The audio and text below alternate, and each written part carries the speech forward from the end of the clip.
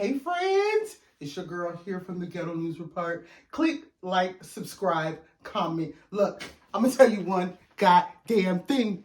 Explicit content only, ho. Put your kids away. Now, it's called the Ghetto News Report for a reason.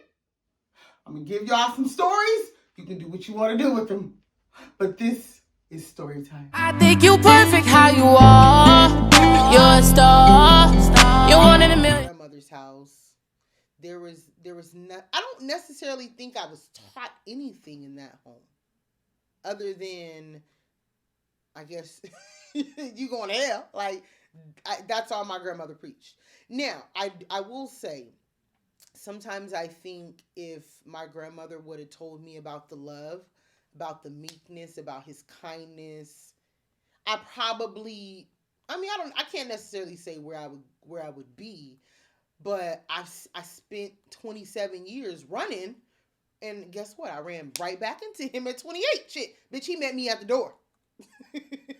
I swear to God, friend, no kidding. Bitch knocked on my door and was like, let's go. That's all I gotta say. Like, bitch, I woke, oh my God, friend. I woke up one morning, friend. I let the girl, now, bitch, I'm in some shit. So this nigga done robbed this bank, okay?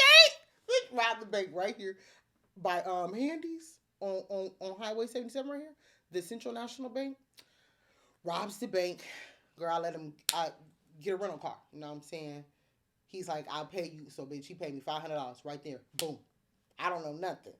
So, I basically got the nigga the rental car. Of course, he done ran off on the plug. So, when it came to, you know what I'm saying, I basically told the police, like, oh, he stole it. Like, in front of me. No, that's not what happened, bitch. He never came back. So instead of me calling the police just saying, hey, I rented a car for this nigga, he just never brought it back, I said he stole it in front of me. And you know what got me caught up? A fucking camera in Shreveport, Louisiana, on a dumpster in an alley. Who would fucking think, right?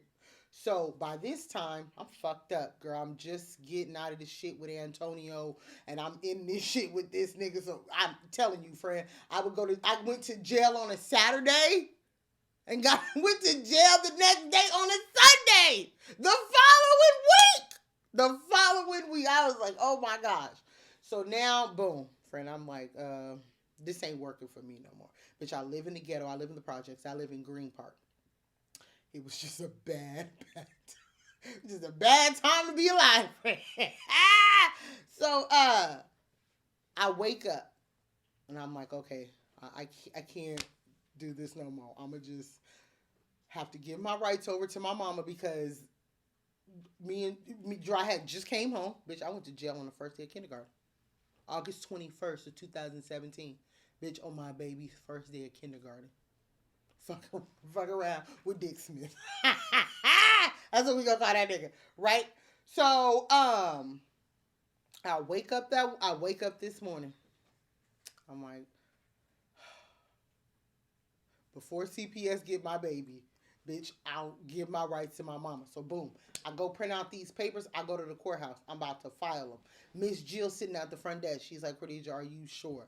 At this point, friend, I ain't got no other choice. Like, I'm going to have to. So Miss Jill's like, look, I'm going to give you these papers and come back. You know what I'm saying? I don't want you to fill them out right here. Like, come back. So I go home, bitch.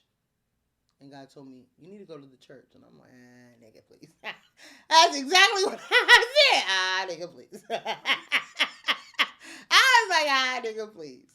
And you know, I just like, now mind you, God had been following me around everywhere I went.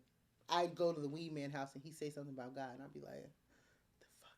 I went to a job interview for the optic place, to Success Vision. Emily, bitch, I got a Bible with my name on it right now. That's how I got that Bible. Because I had an interview with the interview. And we just started talking, and girl, she brings up God. And I'm like, she's like, yeah, I'll send you a Bible. I was like, okay, not even thinking anything about the Bible. I'm saying, okay. And then one morning, girl, he woke me up. So I go by the church and it's closed. You know what I'm saying? It's early in the morning. It's like 8:30 in the morning. It's early. So there ain't nobody there, but bitch, I'm on the phone. You know, there's a number out there. So bitch, I get the number, but it goes straight to voicemail. And I'm not about to leave no goddamn voicemail. I'm a damsel in distress. Like, bitch, I'm a new. So I leave the church. I'm like, whatever. So I go back. I call my mama. I'm like, my mom worked on Fort Riley. I'm like, Mom, I need you to sign. I'm about to come to your job, and I need you to sign these papers. I'm about to sign my rights over to you for dry because, bitch, my baby won't. You won't get that one. So my mom's like, oh my, So now my mama tripping, sad, sick about it. So girl, on my way to Fort Riley, bitch, I kid you not, the whole fucking car just stopped in the middle of the road, bitch. And God tells me, I want you to go to the church right now. And that's the only place you're going. And I was like, no, the fuck, I'm not. Friend, they're in the middle of fucking 18th Street, friend. The poor car just hung out. I'm like, all right, God damn it. I book it to the church. Because now, bitch, I'm nervous. I don't know what the fuck's going on, but don't come back like this no more. Okay? You send your people. You don't come back like this no more. Because, bitch, you never want to meet God where you stand. You think that till that motherfucker come knocking and you like, wait, hold up. Wait, pineapples. Sir, I'm going to need you to put that thing away. So, girl, look, friend, so I pull up, girl. I don't even, so you know how I park. So you can just imagine, pull up, I hop out. I don't even shut my car door. I bust in the church, and my pastor's just standing there. I'm like, oh, Pastor Johnson, I need something. I'm just freaking the fuck out. And he's like, it's so crazy that you're here because something just told me to come to the church. And now I know why. I'm like, yeah. I said, he's like, did you call earlier? Because he said you called earlier, but you didn't say nothing. Because the initial phone call, friend, I was a hot ass mess. Like, bitch, nobody want it. So, boom, I get saved. I kid you not. I got saved October 27th, 2017. Boom. So, I'm in the middle of this whole car situation. I done had to plead guilty to most shit, man. I had to. There was no other way. Like, so boom. In the midst of all this, I'm working at Target. I get fired. Bitch. In the worst possible way. Just fired. Because I was in jail. And they wouldn't accept a phone call from my mother. So I get fired. As I'm walking out of Target, I get a phone call from Fort Riley offering me the position. It's the NAF office, basically, offering me a job as the lead food and beverage attendant. I'm on the phone like, what? What you? I'm saying, friend, when I tell you I was in a whirlwind, just imagine I'm in like the worst. My baby done got taken in August. Saying I done got in some shit over. I'm banging the whole. That's why if you ever hear my friends, we don't speak about summer of 2017 because woo, from March to like October, it was on and popping. And when I say everything was a go, bitch. Now, mind you, I did have a terrible set of friends, so we just all following the leader. And I'm the leader. So you can imagine. So boom, I get the call from Fort Riley.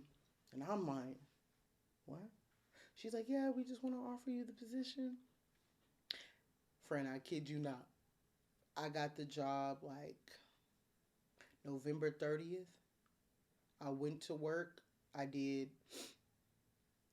an event there for Christmas Kindle. That was my first event, Christmas Kindle.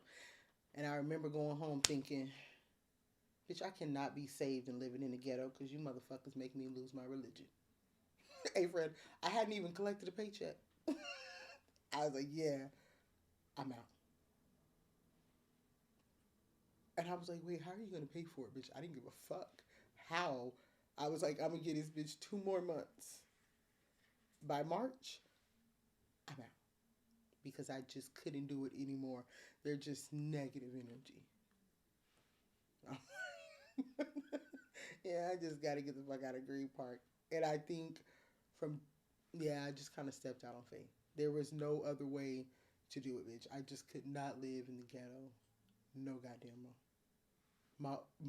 My energy had changed. And I'm like, yeah, I just can't keep cussing out these folks. Like, you can't be saved. You can't be preaching on one hand and then talking shit on the other, bitch. You're going to have to choose a struggle. And right now, you don't have the time or the luxury to choose cussing because, bitch, we on a whole new path. So I'm going to need you to come on to the left and say fuck Green Park. And I've been in this motherfucker ever since. And yeah. So, yeah, that's all I got for y'all. Thank you for coming to my TED Talk. Hey friends, it's your girl. Look, I'm back. But thank you if you watched this video this far. I love you guys. You know I love you guys. But look, before I go, let me tell you, take care of your 3 P's. Yes, bitch, your 3 P's. Your peace, your patience, your pussy. I'm out.